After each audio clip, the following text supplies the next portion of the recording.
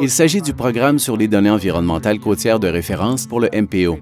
Il constitue un excellent exemple de programme au sein du MPO dont le mandat chevauche ou complète celui de la nation de Tsleil-Waututh, qui recueille des données sur les conditions actuelles des ports du Canada, y compris Vancouver et l'Inlet Burrard, qui sont au cœur du territoire de Tsleil-Waututh.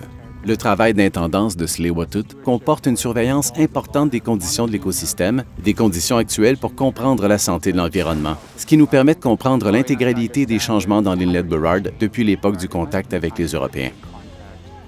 La nation de Tsleil-Waututh s'intéresse à tout, des salmonidés juvéniles aux poissons fourrages en passant par les bivalves sur les plages locales. Elle étudie également l'acidification des océans. Elle cherche véritablement à avoir une vue d'ensemble de l'écosystème et souhaite savoir dans quelle mesure un aspect influe sur un autre. Ça fait du bien de faire partie de quelque chose pour la communauté, à un niveau plus large.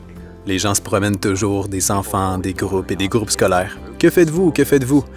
Et dans un endroit comme la baie, ça se répand de bouche à oreille, plus vite que sur Internet.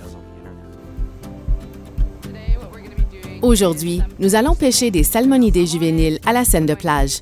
Nous allons faire des prélèvements dans l'océan avec un instrument appelé CTP. Nous effectuerons également des relevés sur les crabes pour évaluer les populations de crabes dans l'inlet. La pêche à la Seine de plage que nous pratiquons consiste à capturer des salmonidés juvéniles et c'est ce que je préfère faire. Donc, nous nous approchons de la plage où nous allons.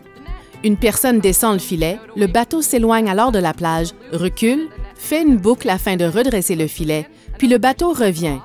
Une autre personne descend et nous tirons le filet. Cette méthode nous permet de capturer diverses espèces, y compris des saumons roses et des saumons coho. Nous mesurons un sous-ensemble de chacune de ces espèces. Nous les gardons dans un seau jusqu'à ce que nous ayons fait 3 séries sur cette plage. Ensuite, nous les remettons tous à l'eau, ayant alors recueilli suffisamment de données. En ce qui concerne les crabes, ces relevés visent à mieux comprendre ces populations dans l'Inlet Burrard. Nous étudions donc des caractéristiques telles que la santé du crabe, le sexe et s'ils se sont accouplés récemment, et quelques autres paramètres. Nous réalisons également une partie de nos levées océaniques. Il s'agit donc d'examiner les paramètres de la colonne d'eau tels que la conductivité, la température, l'oxygène dissous et quelques autres éléments, et ce, de la surface de la mer jusqu'au fond de la mer, afin de pouvoir réellement saisir ce qui se trouve tout en bas dans la colonne d'eau.